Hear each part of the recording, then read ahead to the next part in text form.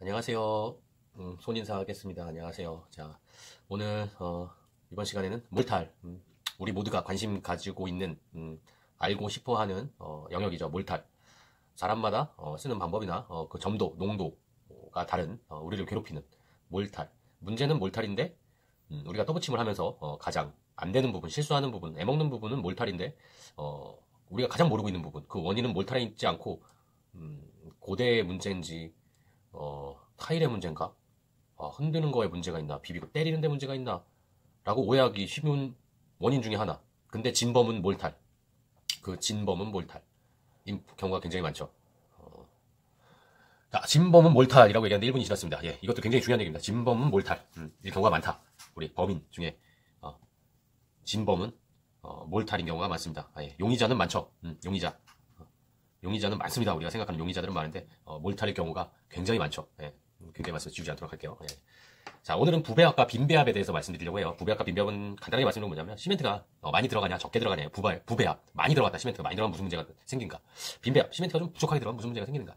이 문제는 솔직히 지금 레미탈이라고 하는 저희 40kg 단위의 완제품에서는 조금 덜 해당될 것 같고요. 사모레와 시멘트를 섞었을 때 우리가 임의로 섞었을 때 뭐 1대 3비율, 1대 4비율로 뭐 섞었을 때 많이 대두되는 문제였죠. 부배합. 시멘트 너무 과다해서 무릎수를 방해하고 과다 뭐 수화열 반응이라고 하나요? 뭐 열이 또 발생하면서 탈락될 경우가 많고 뭐 그렇게 이론상 그렇다고는 하는데 예, 그런 문제가 발생하고요. 빈배합 같은 경우 시멘트가 부족하죠. 예. 뭐 양생 요소의 뭐 하나라고 할 수 있는 물, 시멘트, 모래인데 시멘트가 너무 부족하면 그만큼 모래기라 그러죠. 모래 성분이 푸석푸석하게 있어서 잘 처음에는 3차 변장으로 물이 빨아 당겨서 붙어 있겠지만 다음에 양생이 된 후에는 또 탈락하는 문제, 2차적인 문제가 있겠죠. 1차적으로는 물이 빨아 당겨서 붙어 있겠지만 2차적으로는 시멘트에 의해서 양생이 돼야 되는 문제로까지 이어지는데 붙여놓고 시간이 지나다 보면 툭 떨어지는 조그만 충격에도 툭 떨어지고 우르르 무너지고 우르르 떨어지고 하는 현상이 발생할 수 있겠죠. 그래서 빈배합의 경우 그런 문제가 있고요. 지금은 레미탈을 우리가 많이 쓰기 때문에 선택의 여지가 없죠. 시멘트를 더 부을 수는 있어요. 시멘트를 더 갖다가 부을 수 있는데 모래를 더 올려달라고 하기에는 모래를 더 갖다 주세요 하게 하면 굉장히 현장에서 까다로운 요구일 수도 있죠. 상황에 따라서 모래가 있으면 괜찮은데 모래가 없는 경우가 또 많고요. 그다음에 현장에서 일어날 수 있는 상황은 부배합의 문제가 더 크다고 예측할 수 있겠죠. 저희가 시멘트를 더 많이 넣어서 찰기를 유지해야 난 더 잘 붙는 것 같고 이게 물이 올라오지 않게 해서 시멘트를 더 넣고 막 반포씩 막 더 넣고 막 그래서 물이 올라오지 않고 찰싹찰싹 진짜 탁 때리면 젤리같이 찰싹찰싹한 물도 없는 그런 물기도 없는 그런 농도로 만들어서 촥촥 잘 붙는다고 쩍쩍 붙는다고 저희가 붙이는 경우가 많죠.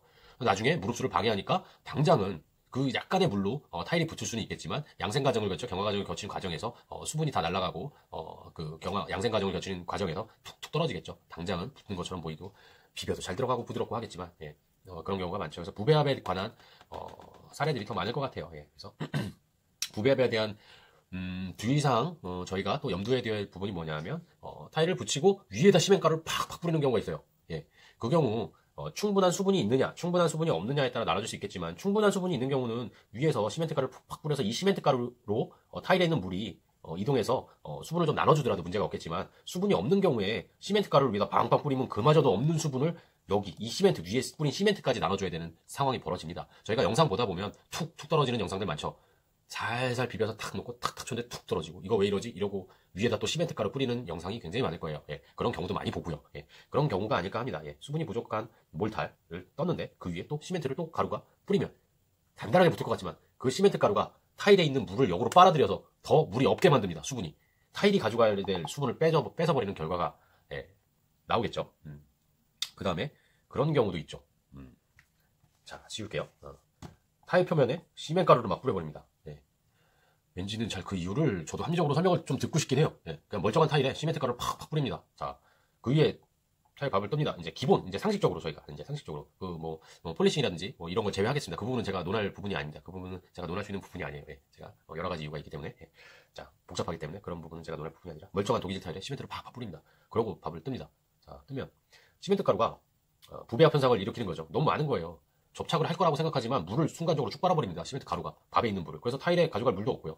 시멘트 가루를 조금 때에 따라 맞춰서 알아서 이거를 조심스럽게 쓰셔야 될 필요성이 있을 것 같아요. 무조건 시멘트 가루를 많이 쓴다고 저희가 강도가 높은 게 아니거든요. 그죠? 다 동의하실 거예요. 좀 생각하시 보시고 경험 많이 해보시는 분들은 아실 거예요.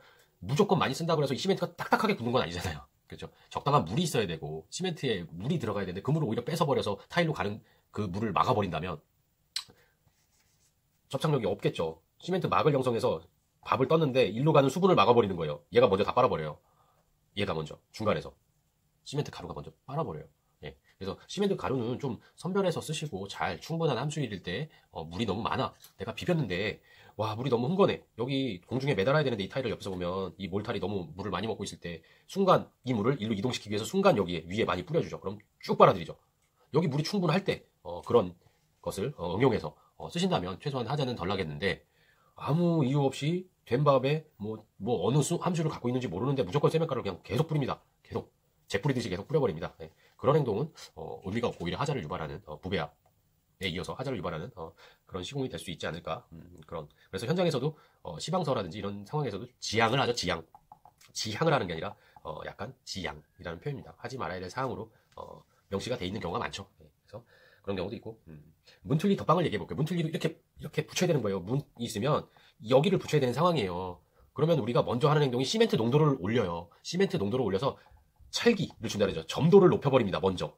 자, 제가 생각하는 거는 이 점도를 높이기 전에 덧방이라고 하잖아요. 타일에 한 장을 더해서 또 한 장을 붙이는 거예요. 그러면 이쪽은 도기질에 점토 부분이 있기 때문에 원래 물을 잘 빨지만 이 바깥쪽 부분은 유양면이 있기 때문에 그 유양면을 먼저 갈아내 주시거나 흠집을 내주시는 게 먼저라고 생각을 해요. 1번.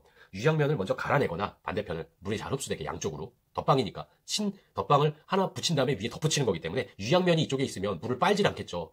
얘가. 그렇기 때문에 얘를 갈아내거나 흠집을 내주시는 게 먼저라고 생각을 해요. 1번이라고. 예. 그러면은 점도나 시멘트를 부배합하지 않고도 내가 쓰고 있는 몰탈에 적당한 수분의 몰탈로 비벼서 딱 올려놓으면 더 강도가 잘 붙겠죠. 오히려 유양면을 갈아내는 게 흡수율이 더 좋으니까. 근데 유양면도 갈아내지 않고 점도를 높여서 찰기를 준다고 부배합해서 시멘트를 훅 많이 해서 딱 붙이면 유양면이 빨아들이지도 못하는데 거기다 부배합해서 시멘트도 많이 넣었어요. 그럼 나중에 그게 당장은 압력으로 붙어있고 찰기로 붙어있겠지만 그게 시간이 지난 다음에 양생이 되면 어떻게 될까요? 똑 떨어질 확률이 많겠죠. 여긴 유양면이에요. 반들반들하면. 시멘트는 부배합됐어요. 몰탈은. 똑 떨어지는 확률이 많겠죠. 높겠죠. 그렇죠? 그래서 저는 만약에 문지방을 탈 때 이럴 때나 그럴 때는 유양면을 갈아내 주시는 게 덧방을 칠 때는 유양면을 갈아내 주시는 게 맞다고 생각하고요. 덧방을 치지 않는 경우는 특별히 찰기를 높일 이유가 없죠. 저희가 쓰는 몰탈에서 충분히 비비고 흔들어서 딱 공중에 붙일 수가 있죠. 충분히. 예. 충분히 덧방을 치는 경우가 문제가 많이 되죠. 그래서 그런 부분을 부배합에 대한 그건 덧방에 대한 부분을 말씀드렸고요. 오히려 덧방 칠 때는 수분이 많이 해서 꾹 눌러서 멈춰주고 있는 경우가 더 수월할 때가 많죠. 탄탄하게 붙일 수 있고요. 예. 그런 경우도 많고 방법론적인 거는 제가 얘기하지 않겠습니까? 사람마다 너무 많은 방법이 있고 다 다른 방법이 있기 때문에 기본적으로 부배합을 이끄는 요소, 부배합을 이루는 요소에 대해서 말씀을 드렸고요. 자, 요거는 저희 멤버분이 제가 아는 동생이자 그 오너분이 말씀해 주신 건데 현장에서 시멘트를 좀 추가해야 될 부분이 있다면 레미탈이든지 3월에 시멘트를 배합했든지 간에 모래의 성분이 너무 많다 해서 시멘트를 추가할 부분이 있으면 요렇게만 믹싱해 주지 마시라는 거죠. 위에만 살짝 돌려서 쓰면 시멘트가 과다하게 위에만 있어요.